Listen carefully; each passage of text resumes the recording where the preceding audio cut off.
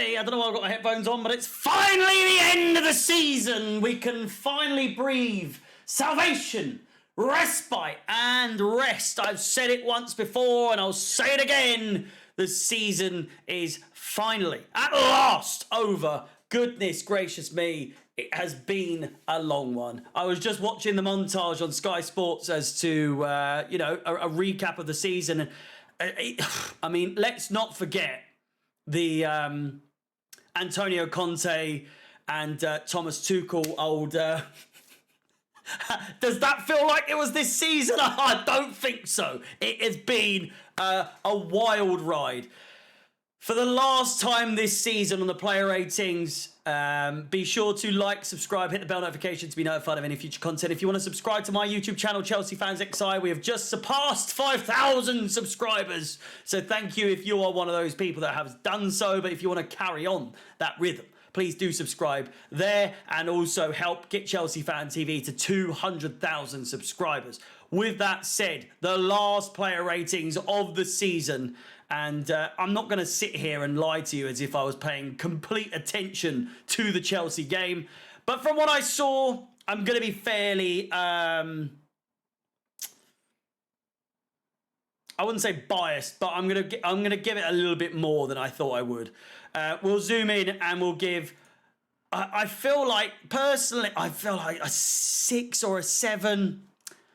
The first goal entirely, the first goal, the only goal that they scored was, I felt, down to Thiago Silva, he was here, Gordon was here, and he was dilly-dallying around. I just think the defence as a whole was really bad, really bad. Kepa as a whole, do you know what? I'm going to give him a 7. Why not? Why not? Azpilicueta, his final game for Chelsea, or so we've been told a million times. I've given a 5.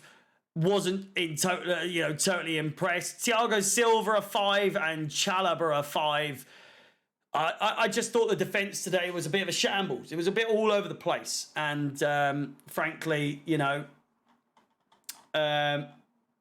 Silva, I don't know. Awarded player of the season? Was he awarded player of the season? I don't know. I haven't really been paying attention. But apparently richly rewarded as Chelsea's player of the season. I haven't seen anything like that. But, I mean, supposing he was. And that's not me not paying attention, but I know Lewis Hall was given the youth player of the season. But for Thiago Silva, 100% he deserves to get it. But I genuinely feel like they should have just sacked that off this season. They sacked off the actual awards ceremony, so why not just sack that off? But Thiago Silva, goes without saying, player of the season. But this game, not player of the match at all. Lewis Hall, a 7, picked off exactly where he left off against United. And in the games that he's played prior towards that, he's just been a real breath of fresh air. So the way that I word this,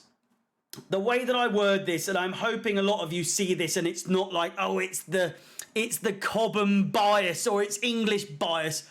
No, fuck off. It's not. It is me saying, so for the games he's played, which have been not that many, 6, maybe 7 games, 1 game where he played centre mid, he had a howler. But in the other games, standout player. He has consistently been one of the best players when he's been on the pitch. And again, I've given him a 7 today, but this season, genuinely, a shout for player of the season. And I know that's going to rattle a lot of you, but still, I think for the games he's played, I think genuinely, if it was based on just how well he's played in the games he's played, Lewis Hall's up there. He's up there. I'm sorry. He's been fantastic. Real standout breakout season for him this season.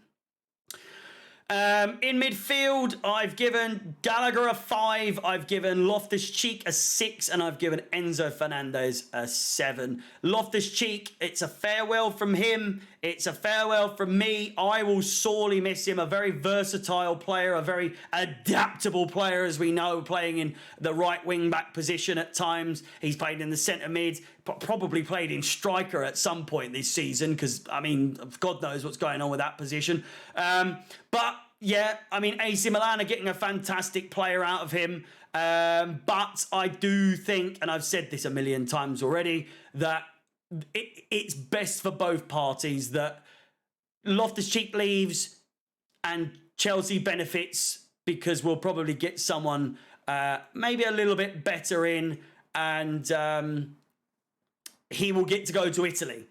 Tomori, Tammy, Giroud, Lukaku, 4 names that reel off the top of my head.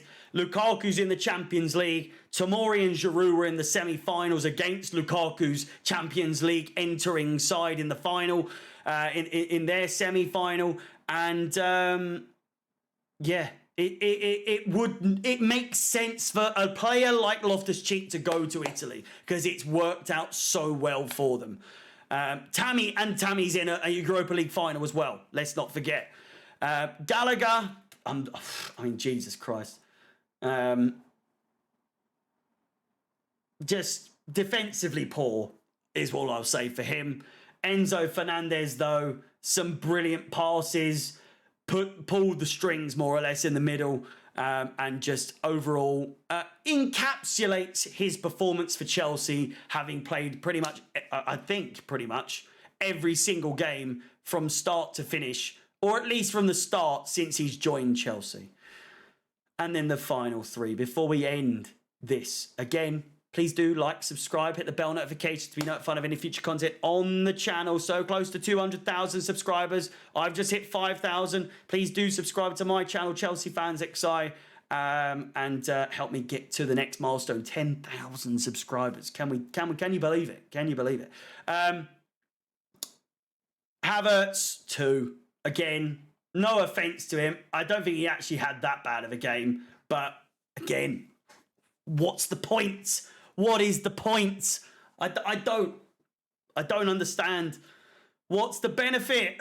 What is the benefit of Havertz up front? Why was Fofana not on the bench? I don't know what's going on. It was just a shambles in that regard, in the attacking sense. Mudryk was on the bench, not too unhappy about that, because he was shocking against Manchester United.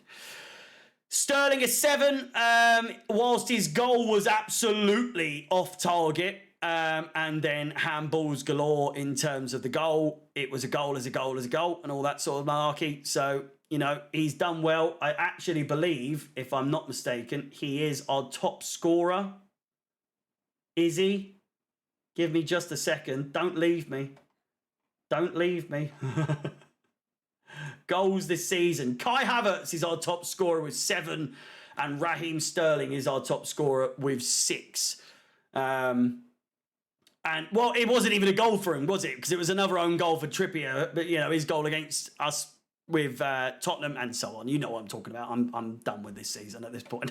Madueke, my man of the match, a number 8 for him. And yeah, just standout performance for him. Target was under absolute strings with him. Whilst he didn't necessarily get anything off down that right-hand side, fantastic. And again, encapsulates why I think he should have a shout at being a starting player next season for Chelsea Football Club.